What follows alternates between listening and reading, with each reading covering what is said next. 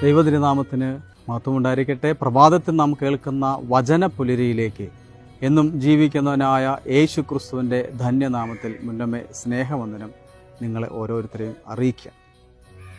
പ്രിയമുള്ളവരെ, നമ്മുടെ ജീവിതത്തിൽ പലപ്പോഴും ശപിക്കപ്പെട്ടവനെന്ന് ശബ്ദൻ അവൻ തീർന്നു, അവനൊന്നും ഒരു പ്രയോജനമില്ല. ഒരു പ്രയോജനമില്ലാത്തവനായി പലപ്പോഴും നമ്മൾ പറയപ്പെടുന്നുണ്ട്. ചില ആളുകൾ നമ്മൾ അങ്ങനെ വിലയിരുത്താറുണ്ട്. ആരാണ് യഥാർത്ഥ ശബ്ദൻ? ആരാണ് യഥാർത്ഥ ശക്തനായിട്ട് മാറുന്നത്? എന്തുകൊണ്ട് അങ്ങനെ പറയപ്പെടും?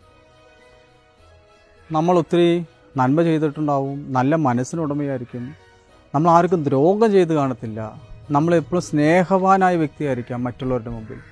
പക്ഷെ നമുക്കൊരു ഉയർച്ച, ഒരു ഉന്നതി നമുക്ക് പലപ്പോഴും കിട്ടുന്നത്. ചില ആളുകളുണ്ട്, നന്നായി പ്രാർത്ഥിക്കുന്നവരാണ്, ദൈവഭക്തിയുള്ളവരാണ്, ദൈവവിശ്വാസമുള്ളവരാണ്, പക്ഷെ അവർക്കൊരു ഉന്നതിയിലേക്ക് എത്തിപ്പെടാൻ സാധിക്കും. വചനം പറയുകയാണ്, ജെറമ്യാ പ്രവാചന പുസ്തകം 17-ാം അധ്യായം 5-ാമത്തെ വാക്യം പറയുന്നു, കർത്താവ് അരുളി ചെയ്യുന്നു, മനുഷ്യനെ ആശ്രയിക്കുകയും ശരീരശക്തിയെ അവലംബമാക്കുകയും ചെയ്ത് കർത്താവിൽ നിന്ന് ഹൃദയം തിരിക്കുന്നവൻ ശക്തൻ. എന്തുകൊണ്ട് നമുക്ക് ഈ ഉയർച്ച ഉണ്ടാകാത്തത്? എന്തുകൊണ്ടാണ് എനിക്ക് വളരാൻ സാധിക്കാത്തതിന് ചില കാരണങ്ങളിൽ ഒന്ന്, മനുഷ്യനെ നീ ആശ്രയിക്കുന്നുണ്ട്, അല്ലെങ്കിൽ മനുഷ്യനിൽ മാത്രം നീ ആശ്രയത്വം വയ്ക്കുന്നവരാണോ?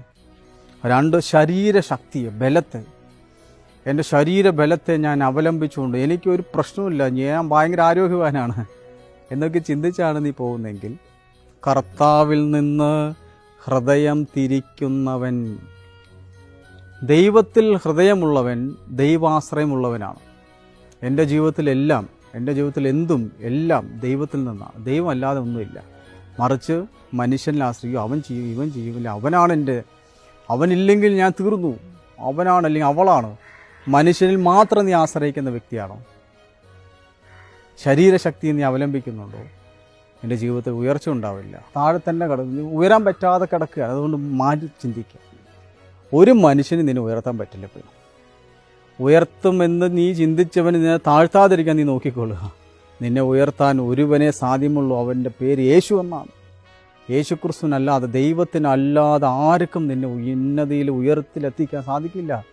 അതിന് സഹായമായിരിക്കും മനുഷ്യൻ, അത്രേ ഉള്ളൂ. അതുകൊണ്ട് നിൻ്റെ ജീവിതത്തിൽ ഉന്നതത്തിലെത്തണമെങ്കിൽ ദൈവത്തിൽ നിന്ന് ഹൃദയം തിരിക്കാതെ, മനുഷ്യനെ ആശ്രയിക്കാതെ, ശരീരശക്തിയെ അവലംബിക്കാതെ, ഹൃദയത്തിൽ ദൈവത്തിന് വേണ്ടി മാത്രം, ദൈവം പറയുന്ന കാര്യങ്ങൾ മാത്രം ചെയ്യുന്ന വ്യക്തിയായി മാറുവാൻ ഈ പ്രഭാതം നമുക്ക് ഓരോരുത്തർക്കും ശക്തി നൽകട്ടെ എന്ന് പ്രാർത്ഥിക്കും.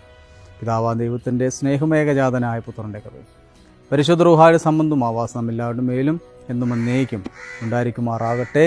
ആമീൻ.